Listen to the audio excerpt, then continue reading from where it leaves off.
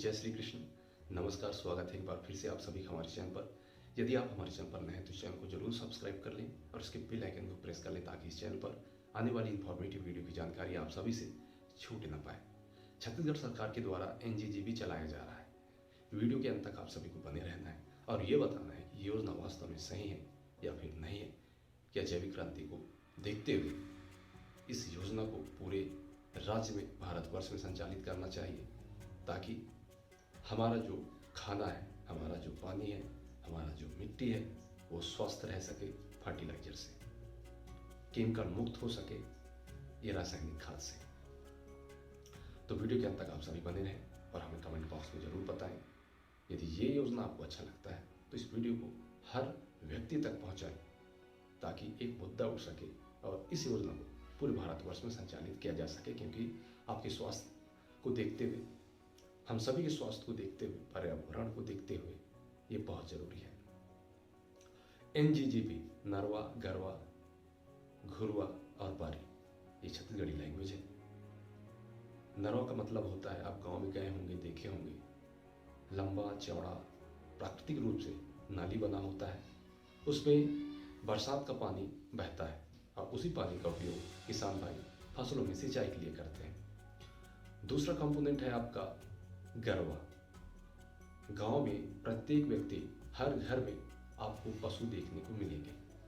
उसमें गाय, बकरी और भी दूसरे जानवर हो सकते हैं जिनका उपयोग पशुपालन के लिए किया जाता है। इनसे गोबर मिलता है, इनसे मूत्र मिलता है, मांस मिलता है।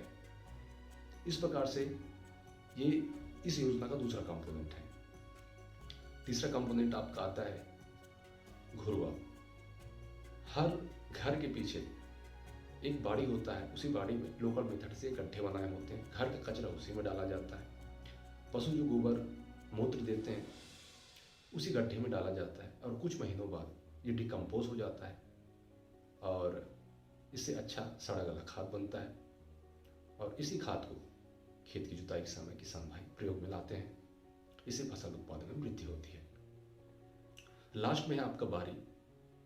बारी मतलब घर के पीछे का भाग, 2 डिसमिल, 4 डिसमिल, 10 डिसमिल, जो भी उपलब्धता हो वो बारी होता है और उसी बाड़ी में यदि साग सब्जी का उत्पादन किया जाए, फूल वाली फसलों का उत्पादन किया जाए या मसालों वाली फसलों का उत्पादन किया जाए तो कुछ ना कुछ इनकम का सोर्स बनता है। खाली पड़े रहने से कहीं ज़्यादा अच्छा है कि कुछ ना कुछ उससे फसल उत्पादन किया जाए ताकि इनकम बना रहे, नकदी आता रहे। तो ये 4 कंपोनेंट हैं एनजीजीबी के। एनजीजीबी अलग अलग डिफाइन में कर दिया, आप समझ चुके हैं। इसके बाद आया जीएनवाई, गोधन न्याय योजना। इसमें किसानों से गोबर खरीदा जाता है क्योंकि प्रत्येक घर में पशु होते हैं और उनसे गोबर होता है, मूत्र होता है। 1 किलो गोबर के प्रति 2 रुपये किसानों को दिया जाता है। जब ये योजना, ये प्रबंध होगा तभी वो बेच पाएंगे। तो इस योजना के माध्यम से हुआ ऐसे, किसान भाई बेचते हैं। इस प्रकार किसानों को, जो अधिकतर लोग बेरोजगार होते हैं गांव में, आप देखे होंगे, उनको कुछ ना कुछ रोजगार का सहारा मिला है। सबसे बड़ी बात मैं आप सभी को बताने जा रहा हूँ, जो ये गोबर बेचा जाता है ये गौठान में बेचा जाता है। गौठान इस योजना के तहत, एनजीजीबी योजना के तहत गौठान बनाया गया है।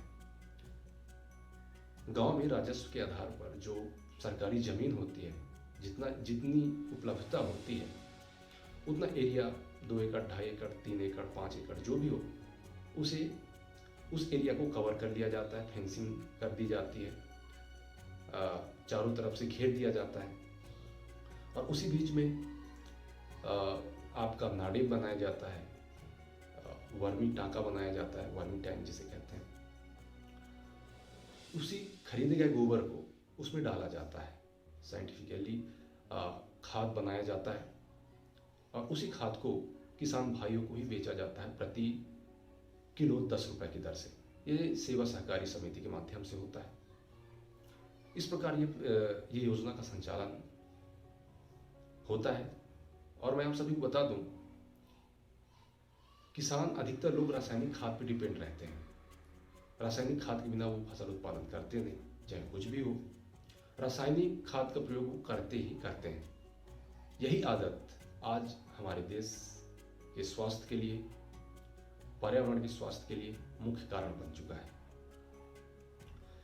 खाद के प्रति निर्भरता को हटाने के लिए, रासायनिक खाद के प्रति किसानों का जो एक मन बन चुका है, उस चीज को दूर करने के लिए ये योजना किस हद तक कारगर साबित हो सकता है आपको बताना है। परंतु मैं बताता हूं।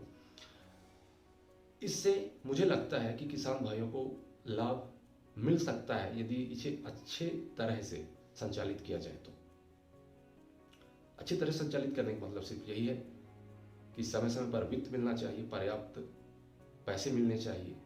जो महिला स्व सहायता समूह गठन किया जाता है गोठान एरिया में, क्योंकि वही महिला स्व सहायता समूह में 10, 12, 15 सदस्य होते हैं, 12-15 महिलाएं होती हैं, वही खाद बनाने का काम करते हैं और उसी खाद को किसान भाइयों को वितरण कर दिया जाता है जून, जुलाई, अगस्त के माह में, जब फसलों की बुआई होती है और खेतों की जुताई होती है। तो कहीं ना कहीं जो डिपेंडेंसी है रासायनिक खाद के प्रति लोगों की, किसानों की, वो हटेगा। और ये हटा तो ये बहुत बड़ी बात है हमारे देश के लिए। हमारे देश में फिर जैविक खाद से ही फसलों का उत्पादन होगा, फल का उत्पादन होगा, फूलों का उत्पादन होगा। जो मेडिसिन वाले जितने फसल होते हैं उनका भी जैविक खाद से उत्पादन होगा। तो ये बहुत बड़ी बात है और आपको विचार करना है कि इस योजना से क्या वास्तव में पूरे भारतवर्ष को एक जैविक प्रधान देश बनाया जा सकता है, जैविक क्रांति लाया जा सकता है। आपके लिए, हमारे लिए, पर्यावरण के लिए ये बहुत जरूरी है। स्वास्थ्य ही सबसे बड़ा धन है दोस्तों, और इस पर काम करना बहुत जरूरी है, क्योंकि आप जानते हैं रासायनिक खाद के प्रयोग से बहुत दुष्परिणाम आज हमें देखने को मिल रहे हैं। चाहे कैंसर हो, चाहे ब्लड प्रेशर हो, शुगर हो, समय से पहले बाल का सफ़ेद हो जाना, और भी बहुत सारे रीज़न हैं जो रासायनिक खाद से हमें मिलते हैं, अप्रत्यक्ष रूप से हमारे शरीर में पहुंचते हैं, स्लो पॉइजन होते हैं। आज जो भी आप आटा, चावल, दाल, जो भी चीज़ें खाद्य पदार्थ हैं खाते हैं, उसमें रासायनिक खाद, नाइट्रोजन, फास्फोरस, पोटास की मात्रा मिली हुई होती है, और जब आप उसे ग्रहण करते हैं तो स्वाभाविक है वो पॉइजन आपके रग रग में दौड़ेगा। यही है बीमारी का मुख्य कारण। मेरा मानना है कि अपने देश को जैविक खेती के रूप में उभारना है, जैविक क्रांति लाना है, ताकि आप, हम स्वस्थ रह सके, पर्यावरण स्वस्थ रह सके। मैं आप सभी को बता चुका कि योजना छत्तीसगढ़ सरकार के द्वारा चलाई जा रही है और मेरा मानना है ये योजना बहुत अच्छी है। पूरे राज्य में इसे संचालित होना चाहिए। आपकी राय जानने के लिए मैं इंतजार करूंगा। कमेंट बॉक्स नीचे है, आप जरूर हमें बताएं और अधिक से अधिक लोगों तक पहुंचाएं, ताकि हमारा देश स्वस्थ, सुंदर, समृद्ध बन सके, विष मुक्त बन सके, रासायनिक खाद से दूर हो सके, जैविक खाद के प्रयोग से हमारे खेत की फसलें लहलहाएं।